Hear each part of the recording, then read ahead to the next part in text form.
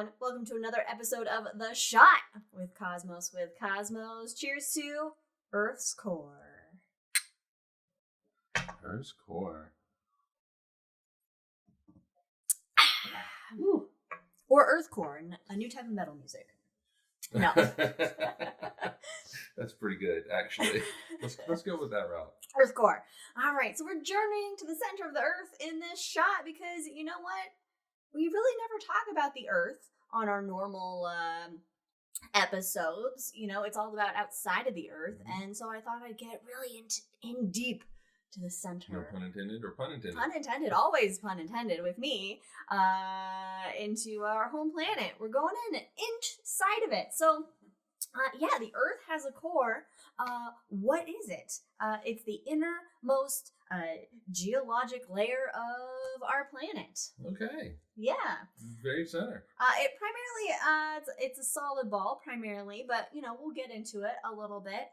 And we actually don't really kind of know exactly what's going on down there. We have no direct samples of the Earth's core to study it because we can't. It's like 4,000 miles away. We can't get down deep enough. We can't get down there to like just collect a sample of the Earth's core. There's a lot of layers and a lot of hot shit that that has to be gotten through.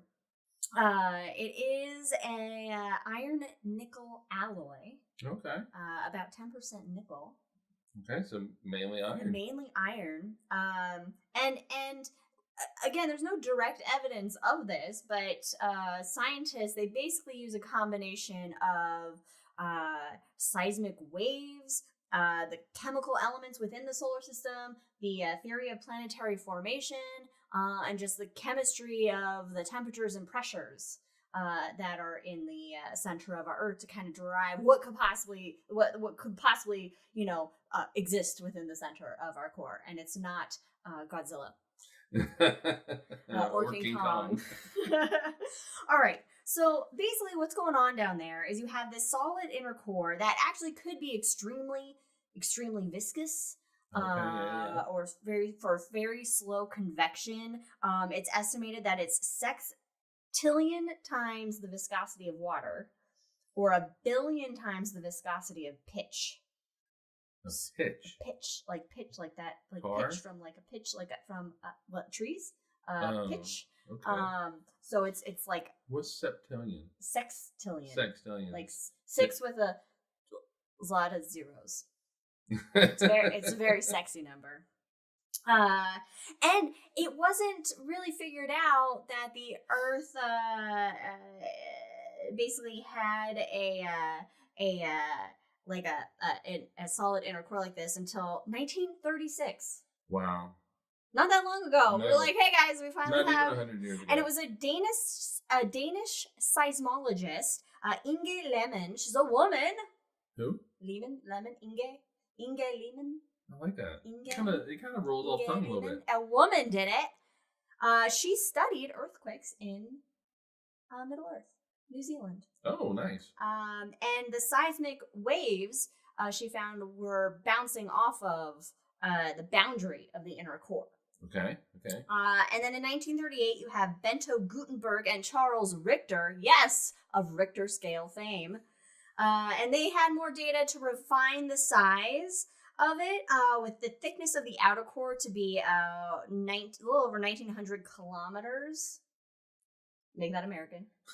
About 1,200 miles. Okay, and to a roughly 300 kilometer thick transition to the inner core.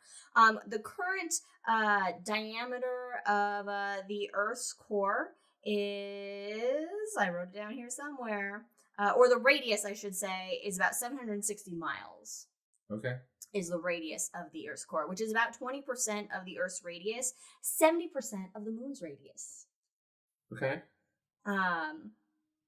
So the rigidity of the inner core wasn't confirmed until 1971. Wow. You were 2 years old. I was 2 years old. And they finally confirmed, it's pretty solid. It's pretty rigid. They're like Mike's here. Let's figure this out. Yeah, it's pretty rigid. He's going to be asking questions in a shot one day. And these are all how basically this is all done through measuring of seismic waves. Right. All right, so a little refresher on seismic waves. You have P waves. These are pressure or primary waves. You have compressional waves that can travel through solid or liquid materials. And you have S waves, which are secondary or shear waves. And they can only propagate through rigid, elastic solids. And the two waves have different velocities. They're dampened at different rates as they travel through the same material. So specifically for the Earth's core, they kind of look at like these two different, this like combination of waves, basically. There's PKIKP waves. So here's what's happening with the waves. Pressure waves start near the surface. Mm-hmm. They cross the mantle core boundary, travel through the core, so where the K comes in, are reflected at the inner core boundary, that's the I. So they bounce off. Okay. Cross again into the liquid core, K, and are detected as pressure waves at the surface. Wow. There's a lot of crazy waving. There are. What's crazy is like somebody, well, it was a group of people figured this shit out. I know, right? Jesus, but that's not all right? So while S waves, shear or secondary waves, cannot reach or leave the inner cores as such, P waves can be converted into S waves and vice versa. Oh, wow. Okay. As they hit the boundary between the inner and outer cores at an oblique angle. Okay. So then you have PKJKP waves. All right, so these are similar to the PKP ones, but are converted into S waves when they enter the inner core, travel through it as S waves, and are converted again into P waves when they exit the inner core. So thanks to this phenomenon of craziness that I hardly understand as I'm talking about it, it is known that the inner core can propagate S waves and therefore must be solid. Oh, cool. So that is what says, hey, it's pretty solid, guys. Solid ball in the center there. 760 miles. 700 radius. So about 1,520 miles. In diameter. Yeah. Cool. Yeah. All right. And it's temperature, by the way, I didn't mention this earlier. It's basically like almost 10,000 degrees Fahrenheit. 9,800 degrees Fahrenheit. So the surface of the sun. Surface of the sun. We're talking surface of the sun in the center of our Earth. Wow. I know, right?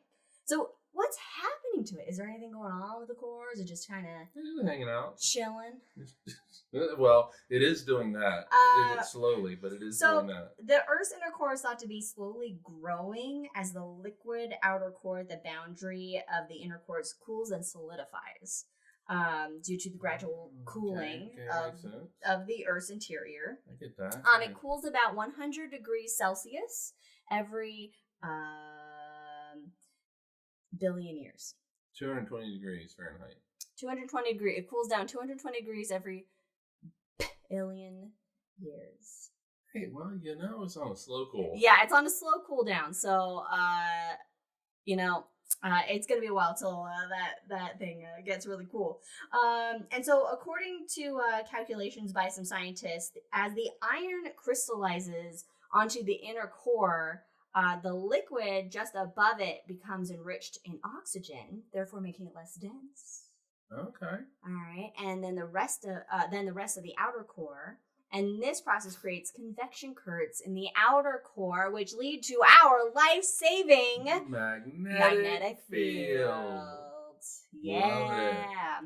If we didn't have a magnetic field from the convection of the Earth's core, no life would ever have been able to arise on Earth, basically. Or if it tried to, quickly dead. Yeah, it would be subterranean, weird ass life. And that's because of all the cosmic radiation. Yeah. So final little interesting fact about the Earth. This is not a verified fact, but what does it taste like? What do you think it tastes like? Raspberry rum. Well, apparently it tastes like a very salty, sandy, gritty, radioactive jawbreaker with a molten core so hot you'd burn a hole in your tongue before you could spit it out. Oh, nice. So the moral of the story is... Don't eat the core. you know what? Maybe you don't want to lick it to get this to the center No, of this lollipop it's not a Tootsie. known as the Earth. Yeah. It's not a Tootsie Pop. No. But you know what also is really cool about the center of the center of the Earth? Exact center of the Earth. It is the only place on Earth where you'd be weightless. Take a look at that, Jenny Craig. Thanks for joining us for another episode of The Shot. Follow us on all the things. We'll see you next time. Cheers, everybody.